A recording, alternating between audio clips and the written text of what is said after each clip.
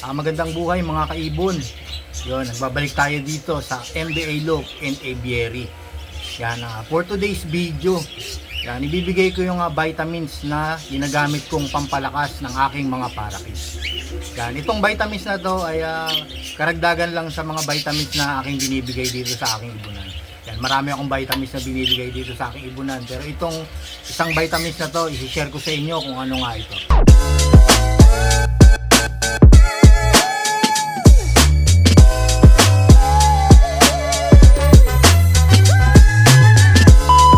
Welcome back to my YouTube channel, ang MBA Loop and Aviary.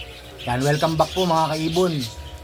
Pag-usapan nga natin ngayon yung mga binibigay kong vitamins na pampalakas sa aking mga parakit. Siyempre, i-share ko sa inyo para gawin nyo rin sa inyong ibunan kung sakaling magustuhan nyo nga itong gamot na ibinibigay ko.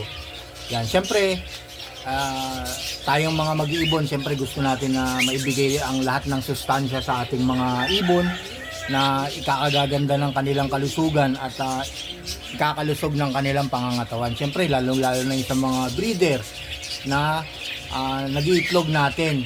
Yan siyempre ang kailangan natin na patibayin yung kanilang mga buto at yung kanilang magiging fertile na pag-iitlog sa kanilang mga iaanong inakay. Yan, siyempre, i-share ko nga sa inyo yung gamot na binibigay kong vitamins sa kanila. At paano ko nga ito ginagawa at ipinapainom sa aking ibunan. Yan, nagbigay na pala ako ng ng patuka sa kanila ng canary seeds. Tapos dun sa mga breeder ko, nagbigay na rin ako ng mga Integra 2000 para nga nagsusubo sila, maibigay kagad yung sustansya sa kanilang mga inakay. Yan, papakita ko rin sa inyo yung mga napisa ng itlog ng aking mga breeder na nung nakaraang video na pinakita ko puro mga itlog pa lang, ngayon ay nagpisaan na. Yan. Ito mga kaibon, yung sinasabi ko sa inyong binibigay kong vitamins, ang Selectrogen. Yan, itong vitamins nito syempre nagkakaprevento ng dehydration sa kanila pag yung sa during stress na pagbe-breed at saka din sa mga stock bird natin na ang nilalagay syempre nai-stress din yan lalong-lalo sa panahon ngayon na mainit tapos biglang uulan pa iba-iba. Yan, ito nga ang binibigay ko ay isa rin to sa mga vitamins na binibigay ko sa aking ibunan. Yan, pero ngayon ito ang ibibigay kong sa kanila na vitamins para maging malusog at malakas ang kanilang mga pangangatawan. Ayun nga mga kaibon, ito naganda tayo ng 4 liters na malinis na tubig sa kanila. Bali ito hindi ito direct na sa nawasa. Bali pinaisang araw ko muna itong tubig na to saka ako ibibigay sa kanila para hindi nila maano yung chlorine na maiinom nila. Lalagay lang ako ng isang kutsarang Selectrogen sa 4 liters na tubig.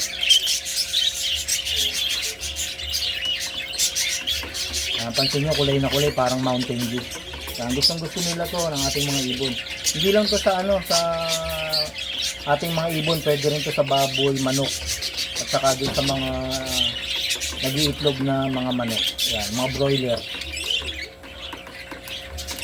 Itong gamot na to ay performance enhancer. Yan, natimpla na natin yung gamot. Okay, ipaparte-parte na natin.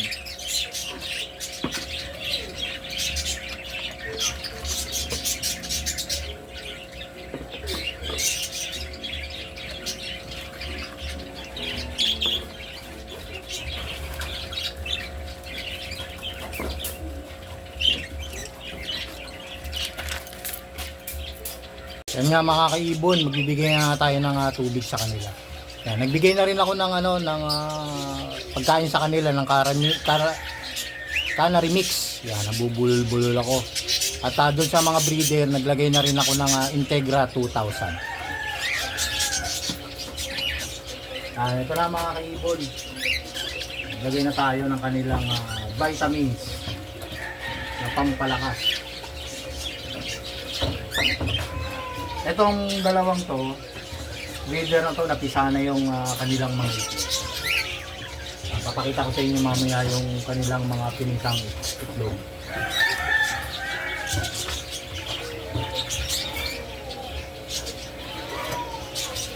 Bigyan natin sila ng ng kanilang mga vitamins. Nga mga kaibon, ito yung maliit na aviary ko dito sa Bayanan, Muntinlupa. Para siyang condominium style. Ang patong-patong. Dito yan sa akin na lugar yan. Ito yung labasan. Dito lang ako nag-iibunan. Yan. Parang condominium style yan. Tapos ito yung natitira kong pinches. Tapos ito yung magpares na to. Wala pang itlog to. Tapos itong mga kakatil. Yan. Di ko na nga sila binibreed kasi pinapahinga ko na yan. Ito yung mga breeder ko. Yan. Check natin yung yung kanilang mga papisang itlog. Syempre kakatok muna tayo para hindi sila mabulabo.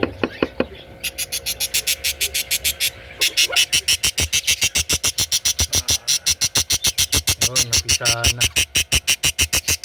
Kaya natin medyo madilim. Meron pang tatlo. Bali 7 yan, 7 itlog. May 3 pang hindi napipisa. Iyan natin, baka ilang araw pa mapisa na. Dito naman tayo sa kabilang breeder ko. Ayun nga, ito mga kaibon yung isang breeder ko. Check natin kung ilan nga yung inakay nila. Nililimliman kahit na hindi nyo nakatuking yung kanilang nest box. Lipin lang natin. Medyo maselan, madilim. Hindi makita. Ayan mga kaibon, medyo madilim. Pero meron yung apat na inakay. Medyo malaki-laki na. Siguro mga 2 weeks bumaba na tong mga anak nila. Itong isang breeder ko, wala pa. Bali ang itlog nito, 7. Nasilip ko kaganina, nagbigay ako ng patuka.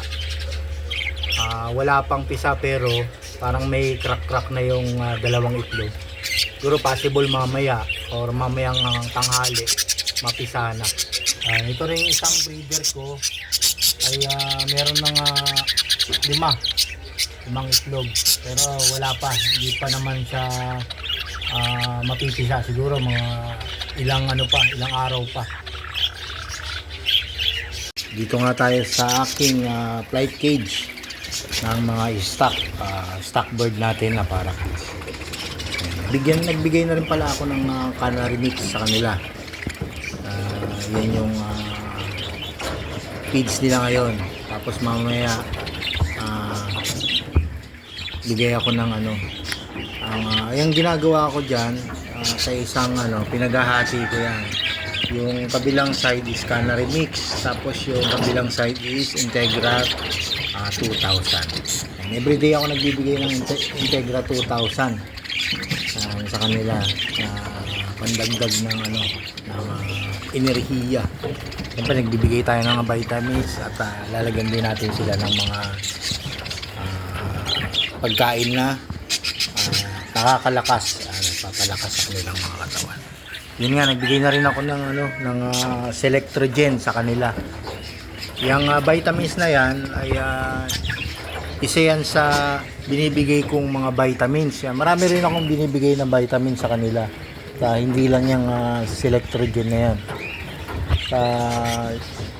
Kailangan din nila talaga ng pampalakas ng kanilang katawan. Siyempre during na katulad ng panahon na to na umuulan at umaaraw. Siyempre ngayon dito sa aking aviary medyo mainit.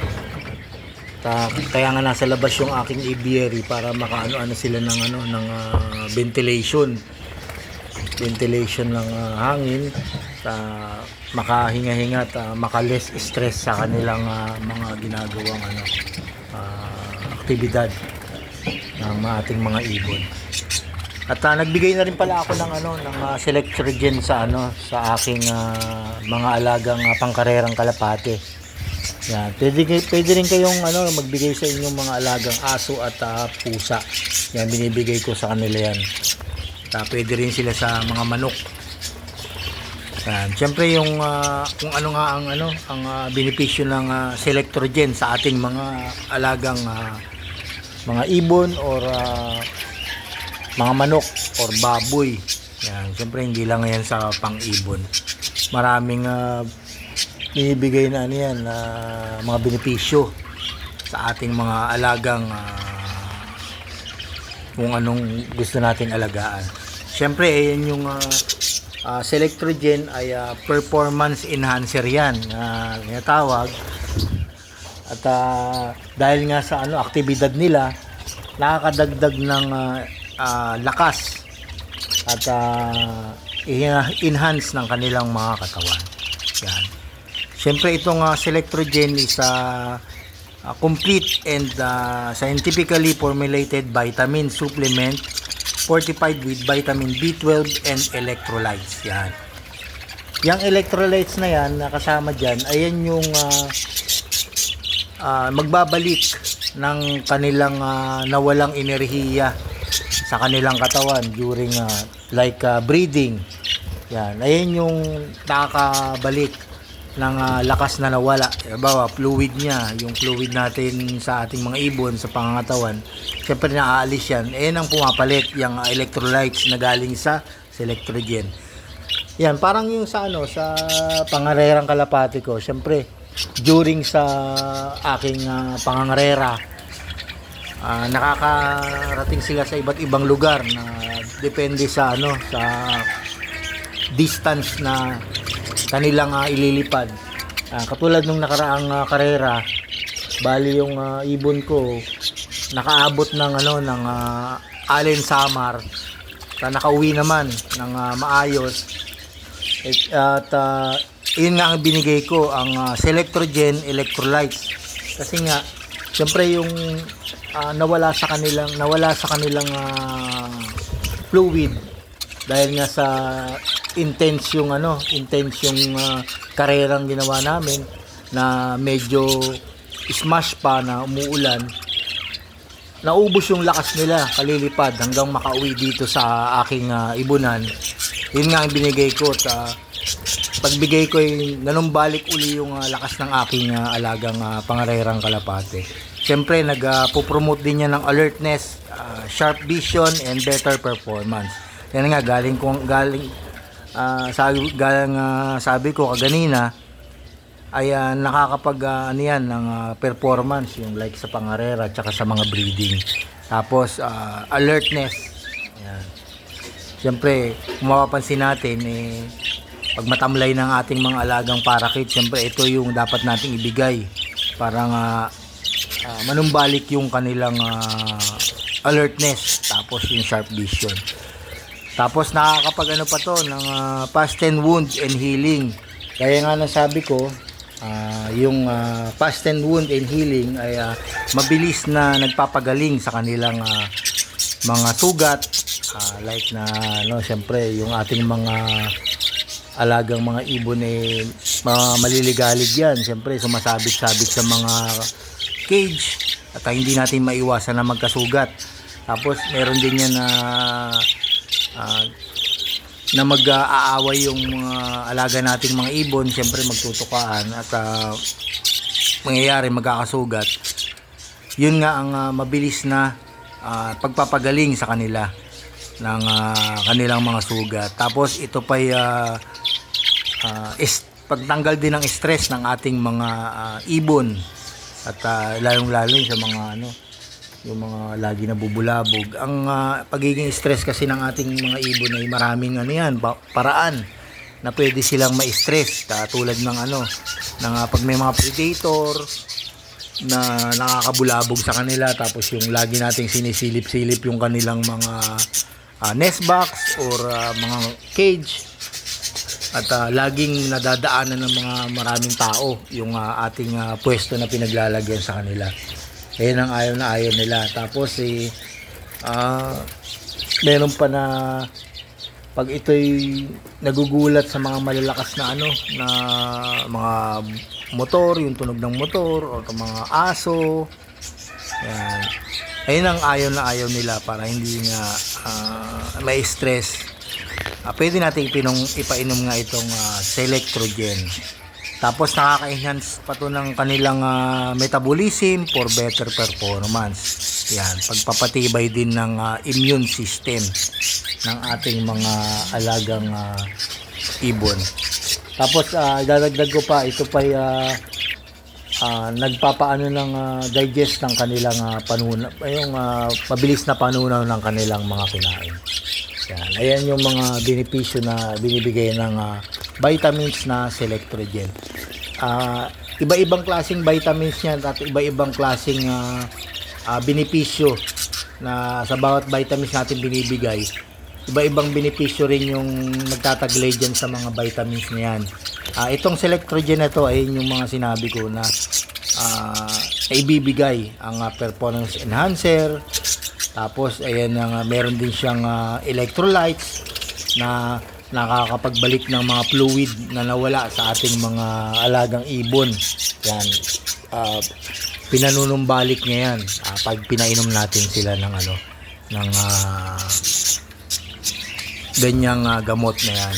Ang pagbibigay niyan dito sa aking ibunan ay morning lang, titimplahan ko lang sila. Yun nga kaganina yung pinakita ko sa inyo kung paano nga timplahin. Ang pagbibigay ko niyan every morning lang, sasabay ko sa patuka nila. Ipapatuka ko dito sa aking ibunan ay sa 8 o'clock ng umaga.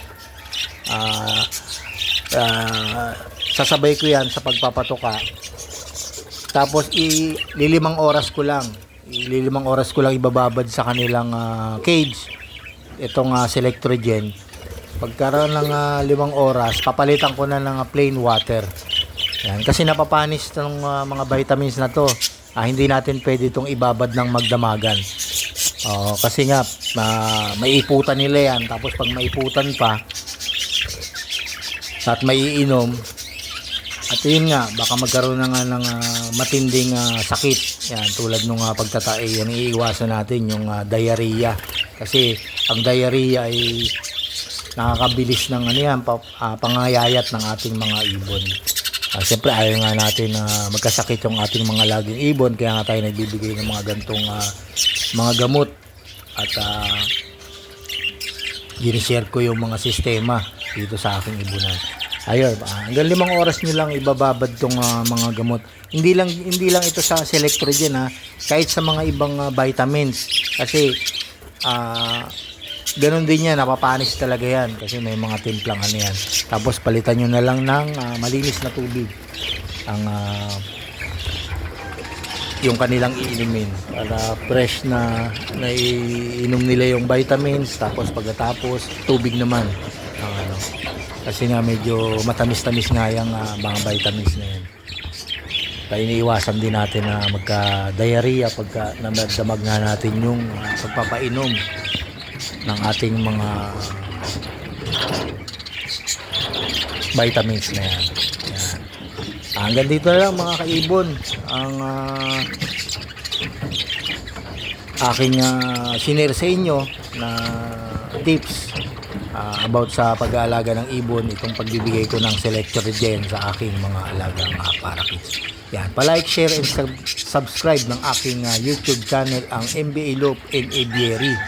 At pa-share na rin po sa mga kaibigan nyo, mga kakilala na gusto mag-alaga ng mga parakeets or kahit anong uri ng mga ibon.